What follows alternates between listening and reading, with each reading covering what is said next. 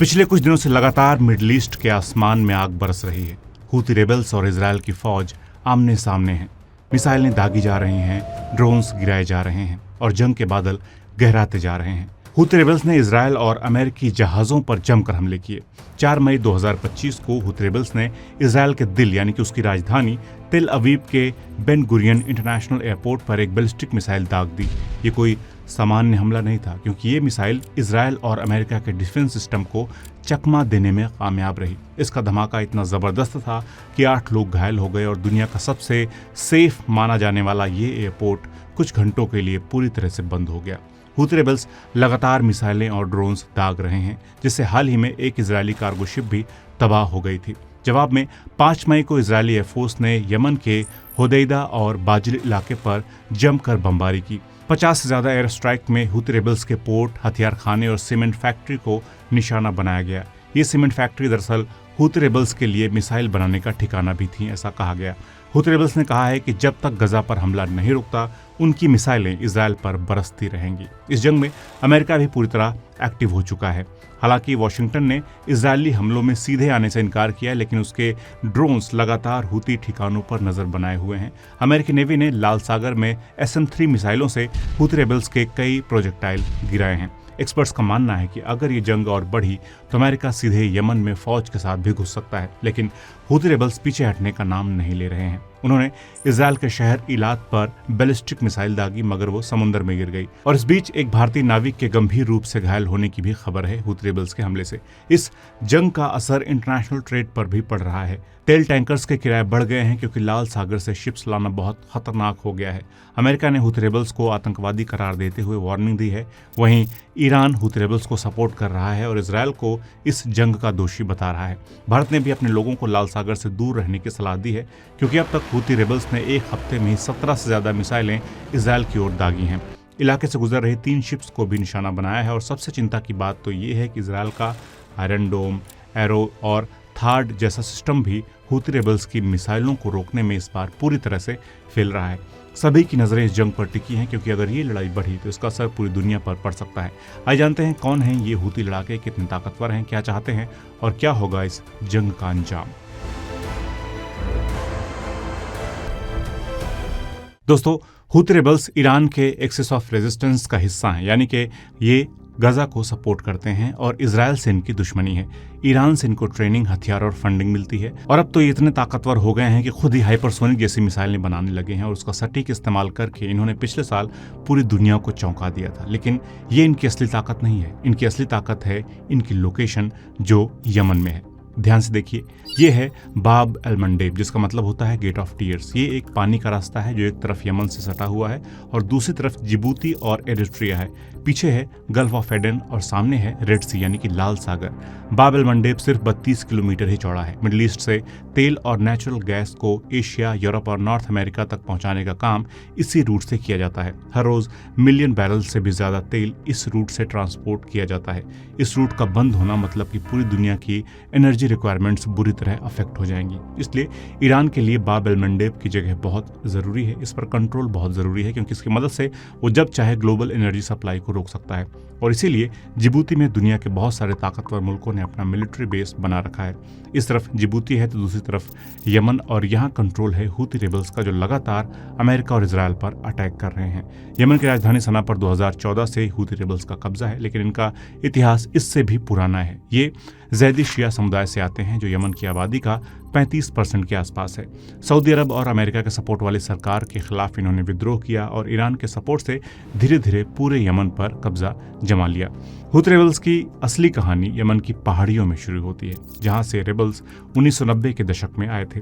जगह का नाम था सादा। ये लोग जैदी शिया हैं, जबकि यमन में मेजॉरिटी में सुन्नी है और इन्हें लगता था कि शियाओं को यमन की सुन्नी सरकार कुछ नहीं समझती है और ना ही उनका भला सोचती है। इसलिए एक शख्स हुसैन बदरुद्दीन अल हूथी उठ खड़ा हुआ, जो एक जोशीला नेता था जिसने यमन सरकार के खिलाफ आवाज उठाई और साल 2004 में पहली बार यमन सरकार से इनका आमना सामना हुआ। इस लड़ाई में हुसैन अल हूथी मारा गया और लोगों को लगा कि कहानी यहीं खत्म हो जाएगी, लेकिन कहानी तो यहाँ से शुरू होती है। अब इस गुट की कमान संभाल ली उसके भाई अब्दुल मलिक अल हूथी ने। इस आंदोलन को दोगुने जोश के साथ आगे बढ़ाया। देखते देखते ये गुट यमन की सरकार के लिए सिरदर्द बनता चला गया। इसी विद्रोह में ईरान ने अपने लिए मौका देखा, अपनी ताकत को बढ़ाने का और सऊदी अमेरिका के सपोर्ट वाली सरकार को उखाड़ फेंकने का। ईरान ने हूथी रेबल्स को हथियार और फंडिंग देनी शुरू कर दी। यमन में लड़ाई बढ़ने लगी और यमन की सरकार कमजोर पड़ने लगी। फिर साल 2014 में आखिरकार हूथी रेबल्स ने यमन की राजधानी सना पर हमला करके वहां कब्जा जमा लिया। उस वक्त यमन के प्रेसिडेंट रहे अब्दुल रबू मंसूर हादी को भागकर सऊदी अरब में पनाह लेनी पड़ी, जिसके बाद सऊदी अरब और यूएई ने हूथी रेबल्स के खिलाफ जंग छेड़ दी। लेकिन ये पीछे नहीं हटे। 9 साल से ज्यादा चली इस जंग में हजारों लोग मारे गए, लेकिन हूथी और भी मजबूत होते गए। अब तक हूथी सिर्फ यमन तक ही सीमित थे, लेकिन इजराइल गजा जंग ने उन्हें पूरी दुनिया की नजरों में ला दिया। दरअसल ईरान की मदद से उन्होंने लंबी दूरी की मिसाइलें और ड्रोन्स बना लिए। साल 2023 में उन्होंने हाइपरसोनिक मिसाइल टेस्ट किए और 2024 में एक टारगेट को उड़ा भी दिया, जिसने अमेरिका और इजराइल जैसे देशों को चौंका दिया। और फिर कई मौकों पर हमने देखा कि अमेरिका और इजराइल के मिसाइल डिफेंस सिस्टम को भी हूथी रेबल्स की मिसाइलों ने चकमा देकर टारगेट हिट किए, जो उनकी बढ़ती ताकत का सबूत है। आज पूरी दुनिया की नजरें गजा पर टिकी हैं और हूथी रेबल्स ईरान के उस ग्लोबल नेटवर्क का हिस्सा है जिसे एक्सिस ऑफ रेजिस्टेंस कहा जाता है। इसका हिस्सा लेबनान का हिजबुल्लाह है, गजा का हमास है और इराक और सीरिया के मिलिशिया ग्रुप्स हैं। इस एक्सिस ऑफ रेजिस्टेंस के जरिए ईरान का प्लान था कि वो इजराइल को चारों तरफ से घेर लेगा, ताकि जंग के हालात अगर बनते हैं तो कई फ्रंट्स पर इजराइल को लड़ना पड़े, और ऐसा हुआ भी। साल 2023 के 7 अक्टूबर के बाद हुए हमले पर हमने देखा भी, लेकिन अब बहुत कुछ बदल गया है। अमेरिका के साथ मिलकर इजराइल ने हिजबुल्लाह और हमास को कमजोर कर दिया है। ईरान को सपोर्ट करने वाली बशर अल असद की सरकार भी सीरिया में गिर गई है। ऐसे में हूथी रेबल्स इजराइल और अमेरिका के आंख की किरकिरी बने हुए हैं और ईरान जानता है कि हिजबुल्लाह और हमास अब तक इजराइल को रोक नहीं पाए, लेकिन हूथी एक नया फ्रंट खोलकर कमाल कर सकते हैं। और कहीं अगर हूथी ये बाब अल मंडेब वाले इलाके को चोक कर पाए, बंद कर पाए, तो फिर अमेरिका और इजराइल को झुकना पड़ सकता है। फिलहाल हूथी ईरान के लिए प्रॉक्सी वॉर का सबसे ताकतवर हथियार है और गजा की लड़ाई में ये गेम चेंजर साबित हो सकते हैं। इसकी बात आगे करेंगे कि मैं ऐसा क्यों कह रहा हूं, क्योंकि इनका दिल भी फिलिस्तीनियों के लिए धड़कता है। इनके हिसाब से जो गजा में हो रहा है वो सिर्फ एक जगह की लड़ाई नहीं, बल्कि एक जुल्म के खिलाफ सारे मुसलमानों की लड़ाई है। हूथी मानते हैं कि गजा में जो लोग लड़ रहे हैं, जैसे हमास और दूसरे फिलिस्तीनी ग्रुप, वो उनके अपने जैसे हैं, मजलूम, लेकिन झुकने वाले ये लोग हैं नहीं। इसलिए वो गजा के लिए मिसाइलें दागते हैं, जहाज रोकते हैं और दुनिया को ये दिखाते हैं कि वो भी लड़ रहे हैं। हूथी रेबल्स ने 3 कस्में खाई हैं जिसको वो बार बार दोहराते रहते हैं। नंबर 1 है इजराइल का खात्मा। हूथी बार बार कहते रहते हैं कि जब तक गजा पर बम गिर रहे हैं वो चुप नहीं बैठेंगे। दूसरी कसम है वो अमेरिका और इजराइल से दुश्मनी को ईमान की बात मानते हैं, एक तरह से धर्म की लड़ाई मानते हैं। और तीसरी कसम है जो भी ताकतवर किसी कमजोर को कुचलता है उसके सामने आवाज उठाना हूथी रेबल्स अपना फर्ज मानते हैं। दोस्तों, हूथी ग्रुप का ऑफिशियल नाम है अंसार अल्लाह, जिनकी मिलिट्री पावर पिछले कुछ सालों में बहुत ज़्यादा बढ़ी है। इनकी ताकत का अंदाज़ा इसी बात से लगाइए कि इनके पास लगभग 3.5 लाख लड़ाके हैं। इनके पास बुरकान 1 और बुरकान 2H जैसी मिसाइलें हैं जिनकी रेंज 800 किलोमीटर से ज़्यादा है। इनकी रेंज में सऊदी अरब और इजराइल भी हैं। इसके अलावा काहिर 1 और ज़िलज़ाल 3 जैसी मीडियम रेंज की ईरानी मिसाइलें भी हैं, उसके अपने इलाके में लड़ने में काम आएंगी। इसके अलावा ईरान की दी हुई कुद्स 2 जैसी क्रूज मिसाइल भी इनके पास है जिसकी रेंज भी इजराइल तक है। इतना ही नहीं, इनके पास समाद 3 और समाद 4 नाम की लंबी दूरी तक मार करने वाले ड्रोन्स भी हैं जो इजराइल तक पहुंच रखते हैं। वाइद नाम का एक ड्रोन है जो आत्मघाती हमलों के लिए इस्तेमाल किया जा सकता है।